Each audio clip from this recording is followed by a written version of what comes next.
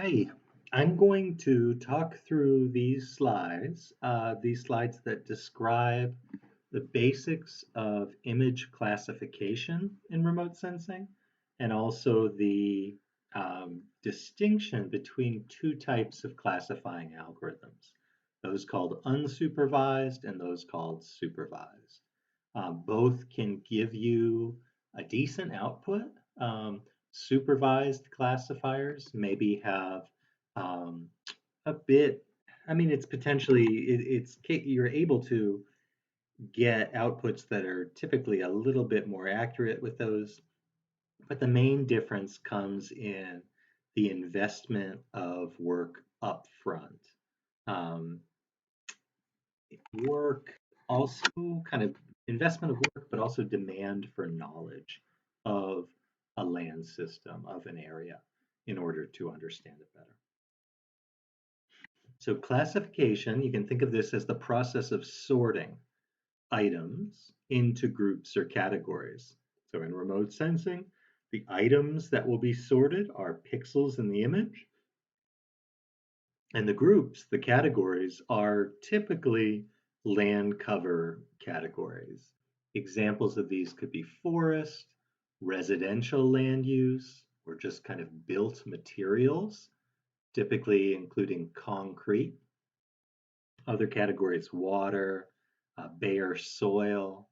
Sometimes, depending on the images, people would classify clouds, deep shadow areas that are darker than most, so couldn't be understood. But those are examples of the categories that we're typically dealing with.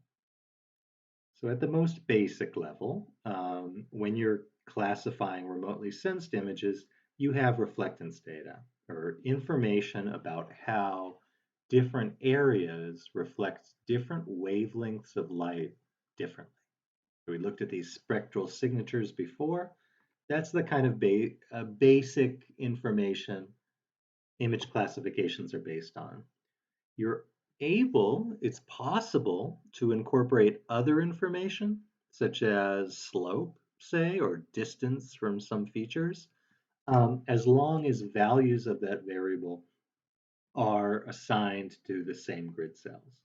But you are not asked to do that in this exercise. So as I mentioned, there's a basic distinction between types of classifiers or classifying algorithms. Called it one group of them supervised, the other unsupervised. So unsupervised classifiers need to be provided some sort of input data to be sorted. So these would be the images.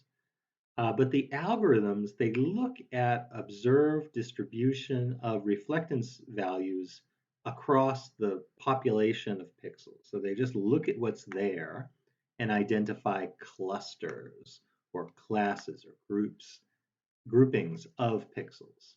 So as a user, as somebody who initiates this process, you do need to identify how many clusters or categories you want. You want the algorithm to give you to sort the pixels into. In this image, there are 4 of them, A, B, C, and D, into which I don't know, a few dozen, 40 or so items have been sorted. So this space here, vertical axis is near infrared band, horizontal is red band. Often 2 dimensions are shown in these visualizations because it's easy to see. But if you think about Landsat products, Sentinel products, you're thinking about 6, 8, 11 or 12 different bands. So we can't really visualize 12-dimensional spaces, but you can kind of think of these 2-dimensional groupings as what's put out. Now, in that image, we saw A, B, C, and D. A, B, C, and D. So nothing like the land cover classes I mentioned a few slides ago. And in fact, in the process of unsupervised classification, you will need to match the algorithm generated clusters to what this picture calls informational classes. And those are the categories of meaning to you in your your attempt to better understand landscapes. So these would be things like forest, residential, industrial, water. Those are informational classes. So you do need to make these matches yourself and do them on the back end of the clustering algorithm and then evaluate the result. So because you will need to match informational classes to the output of the algorithm, it can sometimes be challenging to interpret the classification output.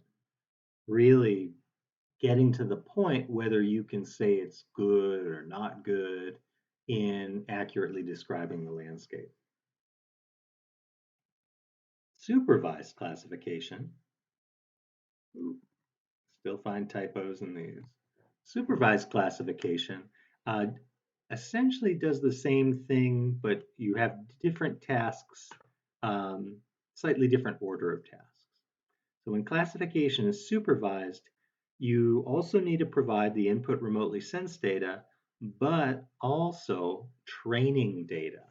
So these are typically vector points or polygons that show representative members of predefined categories.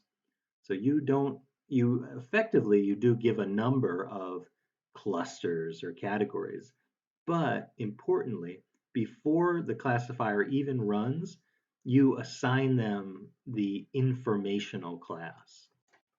Here in this image, we see water, soil, vegetation, again in this kind of two-dimensional band space, with each little circle being a pixel. So we're not looking at A, B, C, D, water, soil, vegetation, predefined. And so the algorithm looks at the training data you provide for each one of these categories, water, soil, vegetation, and then allocates or groups every other pixel to one of your predefined categories based on how similar it is to the training data. So here, you starts with user collecting training data. Sometimes you can pick out training data in the input remotely sensed data, but often you need to work with something that's easier to understand. Think of something like reference data set. As you'll see in Google Earth Engine, it's easy to use that satellite base map for training data. Input the training data, specifies what category they represent. The algorithm assigns every other pixel in the image, in the area, to the closest class based on training data. And then finally, you evaluate the result. And here, interpretation can be a bit more clear because you know what the algorithm should be doing for you. You know what water should look like, forest, built, those kind of topics. So it's easier to judge, or you're able to judge sooner than for unsupervised classification, where there's the step of having to figure out what class 1, class 2, class 3 really mean. Finally, just linking here to some example code, the Earth Engine documentation on clustering, which is what they're calling unsupervised classification, and then classification, the supervised. So there are some long videos, kind of 45 minutes in there, which are valuable to watch. So if you struggle or if you're just interested in this topic, take a look at those videos.